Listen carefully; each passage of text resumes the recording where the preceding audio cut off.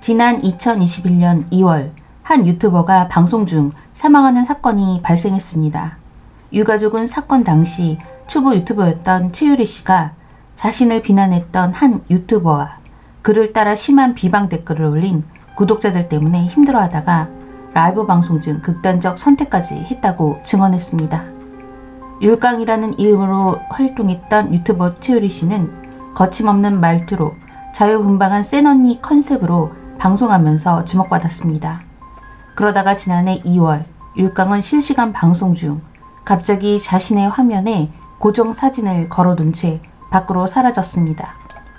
한참 동안 율깡의 모습이 나오지 않자 지인이 율깡의 남동생에게 전화를 걸었고 남동생은 율깡, 즉 최유리 씨의 화장실에서 쓰러진 그녀를 발견하고 구급대원을 불렀지만 병원으로 옮긴 지 얼마 후 끝내 세상을 떠났습니다. 최유리 씨가 영상에서 했던 마지막 말은 유튜브 믿지 말고요. 나쁜 사람들이 너무 많아요. 라며 흐느꼈고 이것은 마지막 유언이 됐습니다.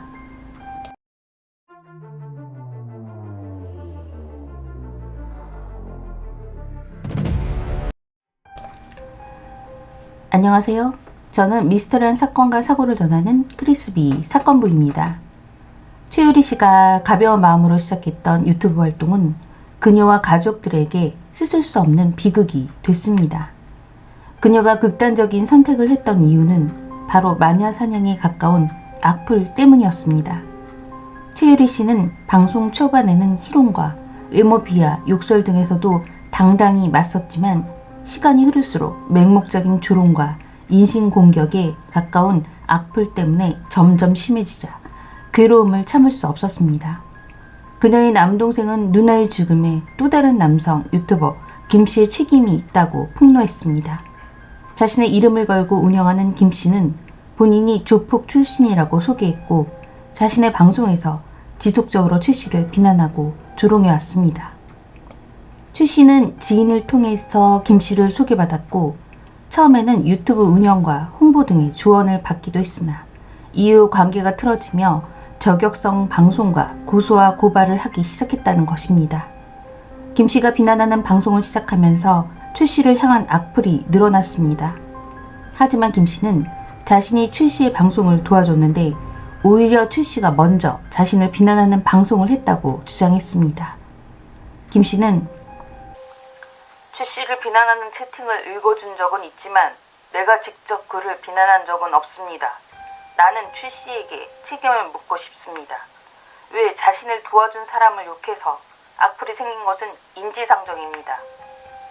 라고 하며 보인이 된 최씨를 비난했습니다. 1년 뒤인 2022년 이번에는 유명 유튜버 진미가 극단적 선택을 했다는 소식이 전해졌습니다. 그녀도 최씨처럼 사망 직전까지 악성 댓글에 시달렸습니다. 진미가 사망하자 비난의 화살은 구독자 120만 명의 유명 이슈 유튜버 뻑가에게 향했습니다. 뻑가가 진미를 비방하며 이른바 저격하는 영상을 3차례나 올려 악성 댓글을 유도했다는 것입니다. 제보자는 유튜버 진미가 사망한 후에 혓바닥 살인마 유튜버 B를 꼭 취재해주세요 라고 제보를 했습니다. 진미의 사망을 안타까워한 사람은 유튜버 뻑가를 처벌해달라며 국민청원까지 올렸고 일주일 만에 20만 명이 넘는 이들이 동의하기도 했고 그할 제작진에게도 취재 요청이 이어졌습니다. 하지만 뻑가는 자신의 유튜브에 사과 영상을 끝으로 더 이상 영상을 올리지 않았고 무성한 소문만 퍼지게 하며 모습을 드러내지 않고 있습니다. SBS 그것이 알고 싶다에서는 지난 12일 자극적인 내용으로 혐오를 조장하고 있는 사이버 레카들의 메커니즘을 분석했습니다.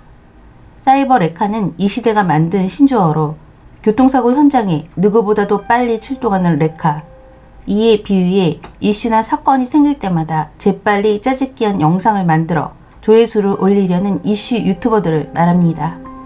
120만 명의 구독자를 보유한 유튜버 뻑가도 사이버 레카로 불리는 유튜버였습니다. 문제는 빠른 시간에 콘텐츠를 제작해 올리다 보니 잘못된 정보나 확인되지 않은 사실을 전달하는 경우가 발생했습니다. 전문가들은 이보다 더 큰 문제는 조회수를 위해서 대중의 관심을 끌기 위해 누군가를 먹잇감으로 삼아 도를 넘은 인신공격 콘텐츠들이 만들어지고 있는 점이라고 지적했습니다. 뉴스를 유튜브로 즐기는 사람들이 많아지자 유튜브에는 각종 이슈를 빠른 시간 안에 짧은 영상으로 정리해 올리는 이른바 이슈 유튜버라고 불리는 사람들이 생겨났습니다. 이슈 유튜버들은 저마다의 입담과 흥미로운 영상 편집을 통해 사람들의 눈과 귀를 사로잡고자 노력하지만 경쟁이 심해지자 이슈들을 흥미롭게 정리한다는 본래 취지와 달리 자극적인 제목을 달고 부정적인 내용을 강조하게 됐습니다. 보수 성향의 정치 유튜버 성재준 씨는 그알 제작진과 인터뷰를 했는데 이슈 유튜버들의 활동 방식에 대하여 설명했습니다. 성재준 씨는 커뮤니티나 기사 등을 통해서 최근 사람들이 관심을 가질 만한 이슈거리를 찾아내서 자료를 수립하고 정보를 정리하여 영상 촬영 및 편집을 한다고 합니다. 처음에는 조회수가 적었지만 현재 74만 명에 가까운 구독자 수를 보유하는 그는 유튜브로 벌어들이는 수익이 월에 평균 2~3천만 원 정도라고 밝혔습니다.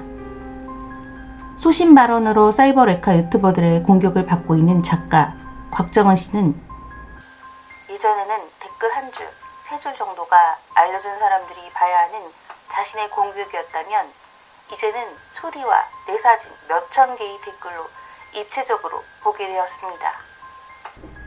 라고 말했습니다.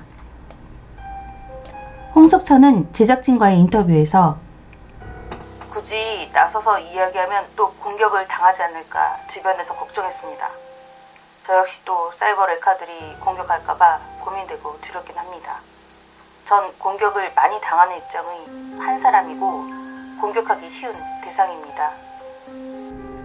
라고 말했습니다. 홍석천은 악플 때문에 지난 2월 극단적인 선택으로 세상을 떠난 배구 선수 고 김인혁에 대해 개인적으로 고 김인혁 선수가 얼마나 힘들어 했는데 올 초 이야기를 많이 했습니다. 몇 년 전부터 알던 동생이었기 때문에 걱정했는데 악플들이 어마무시했습니다. 분명히 공격했던 분들은 처벌받지 않을 겁니다. 죄책감 느끼고 있는지 저는 모르겠습니다.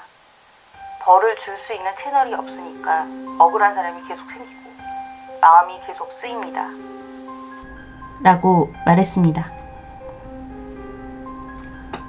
저는 조회수가 많지는 않지만 유튜브를 운영하는 유튜버로서 이 방송을 주의 깊게 보게 됐습니다.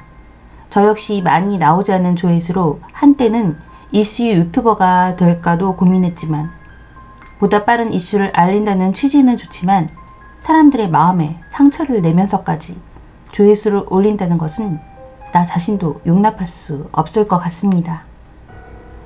여러분의 생각이 궁금합니다. 저는 크리스비 사건부였습니다. 시청해 주셔서 감사합니다.